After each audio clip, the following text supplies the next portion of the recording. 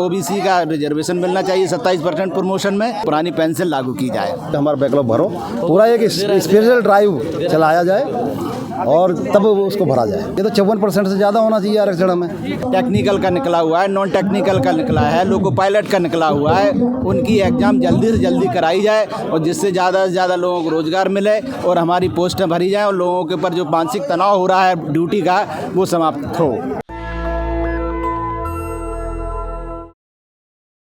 आज हमारा ये 14वां द्विवार्षिक अधिवेशन यहाँ शिवाजी ब्रिज पर आज बारात घर में हुआ है, जो कि हमारा जो द्विवार्षिक चुनाव होते हैं शाखा से लेकर के डिवीज़न तक, आज हमारा नॉर्दर्न रेलवे का चुनाव था, जो हम लोग सर्वसम्मति से निर्विरोध यहाँ चुनाव किया गया, किसी तरह का वो नहीं हुआ है। और आज हमारी जो मेन डिमांड थी, आज हमारी ओपीएस जो थी उसको लागू किया जाए, एनपीएस को समाप्त किया जाए। आपके पोस्टर में साफ साफ दिखा रहा है कि उसमें बैकलॉग आप लोग भरने की बात करें, लेकिन सरकार जो है वो प्राइवेट करती जा रही है संस्थानों को। हम लोग इस प्राइवेटेशन का, निजीकरण का पुरजोर विरोध करते हैं।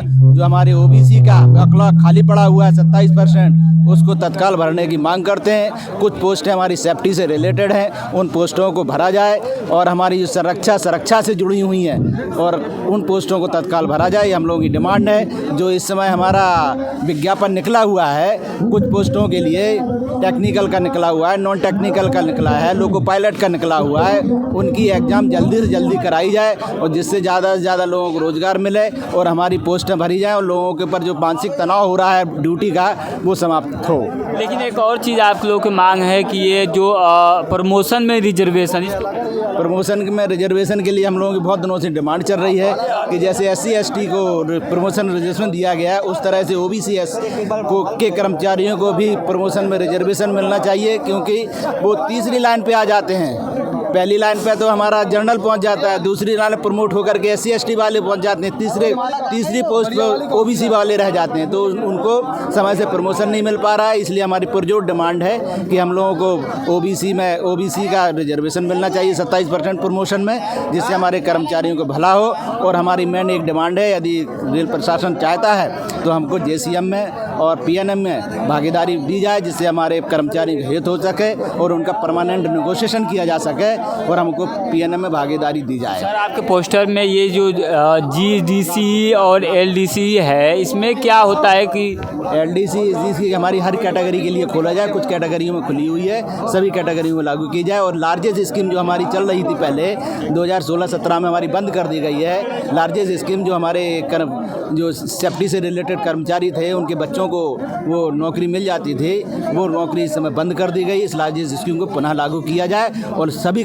हर कैटेगरी के कर्मचारियों को इसका लाभ दिया जाए, जिससे उनको मानसिक संतुलन और रेल का विकास हो, रेल में अच्छा तरह इस कैटेगरी के चलते वो SC ST OBC उसमें नहीं आते हैं? सभी कैटेगरी आती हैं, OBC SC ST आती है, जनरल आती है, सभी कैटेगरी कर्मचारी आते हैं इस कैटेगरी में। सबको लाभ मिलना चाहिए इसको, हर कर्मचारी को, क्योंकि जो सेफ्टी से जुड़ी हुई कर्मचारी। लेकिन आमतौर पर एक परसेप्शन देखने को मिलता है कि लोग कहते हैं कि जो पहले से जो रेल विभाग में काम करते हैं उनके बच्चे जनरेशन टू जनरेशन नौकरियां मिलती हैं। आप लोग भी इसमें मांग की है, लेकिन उसमें दिए हैं शैक्षिक योग्यता नहीं, अब योग्यता के अनुसार उनको नौकरी मिलना चाहिए, ऐसा नहीं जनरेशन के हिसाब से। उसी कैटेगरी में बता रहा हूँ, जो लोग काम करते हैं लाइन के ऊपर, रात दिन 24 घंटे काम करते हैं, वो बीमारियों से, डायबिटीज़ से, हार्ट की बीमारी से, कैंसर की बीमारी से पीड़ित हो जाते हैं। ऐसे लोगों को के कर्मचारियों को, बच्चों को नौकरी मिलनी चाहिए हमें।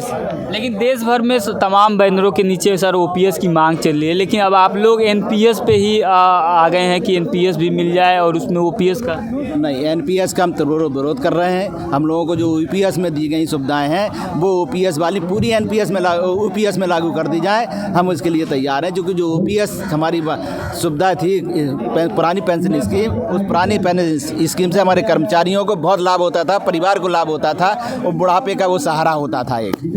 लेकिन लोग कह रहे हैं कि अगर एक बैनर तले अगर ये सरकारी कर्मचारी मांग करते हैं तो सरकार शायद सुन भी जाए। हम लोग सब यूनाइट होकर के जब भी ज़रूरत होती है तो हम लोग एक बैनर के नीचे लड़ाई लड़ते हैं। सबका ध्येय एक ही है कि पुरानी पेंशन लागू की जाए। सर, अगर देखा जाए तो सबसे ज़्यादा रेलवे के पास कर्मचारी हैं और जिस तरह से आप लोग OPS की मांग कर रहे हैं, अब तो NPS में भी आ गए हैं कि NPS में ही OPS वाला प्रावधान कर दिया जाए, क्या कहेंगे आप? नहीं, हम OPS के तो सारे ही हम समर्थक हैं, OPS होना ही चाहिए, लेकिन OPS अगर OPS नाम से नहीं दे रहे हैं तो यूपीएस में वो सारी प्रावधान किए जाएं जो ओपीएस में, ये हमारा कहना है। क्योंकि सरकार हमारे ऐसा है कि सरकार ओपीएस नाम की नहीं देना चाहती, ओपीएस नाम बदला जाएगा यूपीएस करके उसमें सारे प्रावधान कर दे तो हमें कोई आपत्ति थोड़ी है। बैकलॉग भरने के लिए बैकलॉग भरने के लिए हमने बार बार डिमांड करते हैं और हम करते रहेंगे, प्रशासन से रिक्वेस्ट करते रहेंगे कि भाई हमारा बैकलॉग भरो, पूरा एक स्पेशल ड्राइव चलाया जाए और तब उसको भरा जाए। लेकिन जिस तरह से देखा जाए, आप अगर आरक्षण की बात आप लोग कर रहे हैं कि प्रमोशन में रिजर्वेशन होना चाहिए। हाँ, प्रमोशन में आरक्षण होना चाहिए, इसलिए होना चाहिए कि पिछड़े वर्ग के जो इतना 50 से 55% लोग हैं और वो अभी भी मेन स्ट्रीम में नहीं आए, उनको आरक्षण की ज़रूरत है। प्रमोशन में भी आरक्षण मिलना चाहिए, उनको ज़रूरी है बहुत। आप 60% 55% की बात करते हैं और बिहार की जाति जनगणना से पता भी चल गया कि ओबीसी की जनसंख्या 65% है, लेकिन आरक्षण जो है अभी तक 27% है। उसको लेकर आप कई स्टेटों में 27 भी नहीं था, कहीं 14 था, कहीं कुछ था, लेकिन 27% तो बहुत कम है। ये तो जनसंख्या जो शुरू में 1931 में हुई थी उस जनसंख्या के आधार पर मेरे ख्याल है ये चल रहा है 27%। ये तो 54% से ज़्यादा होना चाहिए आरक्षण हमें। सर, ये ओपीएस की मांग आप लोग का देश भर में चल रहा है, तमाम जो संस्थाएं हैं वो मांग कर रही है, लेकिन एक बैनर के नीचे क्यों नहीं मांग कर रही? वो एक बैनर के नीचे इसलिए नहीं होती है कि हर यूनियन जो है अभी जो ओपीएस की मांग चल रही थी ये लगभग पिछले 1 साल से चल रही है। कुछ नए नए संगठन बने, उन्होंने सोचा कि हम जो है ओपीएस के चक्कर में लोगों कर्मचारियों को गुमराह करके और हम वोट ले लेंगे और मान्यता ले लेंगे। ये इसलिए एक बैनर पर नहीं है। नहीं, हम तो कहते हैं कि सारे लोग एक साथ बैनर पर आ जाओ और ओपीएस की लड़ाई लड़ो, हम आपके साथ हैं। लेकिन सब नहीं आना चाहते, वो अपनी अलग अलग यूनियन की मान्यता लेने के लिए 1 साल से लोग लड़ रहे हैं कि अगर हमें ओपीएस वालों का सहारा मिल जाए, एनपीएस वालों का, तो हम शायद मान्यता ले लेंगे। ये चक्कर चल रहा है। बाबू सिंह कुशवाहा जी आए थे, वो साफ साफ कह रहे थे कि ये जो ओपीएस दिलाने की बात है, आप अपने वोटरों को, अपने परिवार वालों को समझाइए। सत्ता में जब अपने लोग आएंगे तो ओपीएस और एनपीएस देंगे। तो सत्ता में लोग तो जब ही आएंगे जब हम अपना वोट करेंगे सही जगह। जब सही जगह सारे लोग हम वोट करेंगे तो सत्ता में नेचुरली हम लोग आएंगे।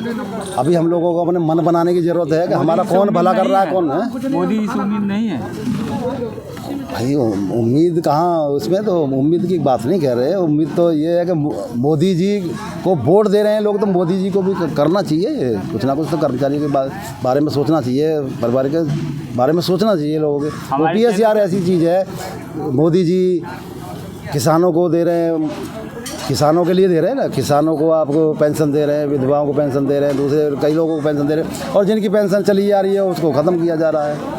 तो क्यों ना ओपीएस दे दिया जाए, देना चाहिए, मेरी मांग है। किसान वर्षों से दिल्ली के सड़कों पे संघर्ष किए, तमाम जंतर मंतर पे आए, उनको एमपीएस नहीं दिया गया। आप कह रहे हैं कि किसानों को दिया जा रहा है। देना चाहिए, देना चाहिए, अपने हक के लिए सबको लड़ने का अधिकार है, सबको लड़ना चाहिए।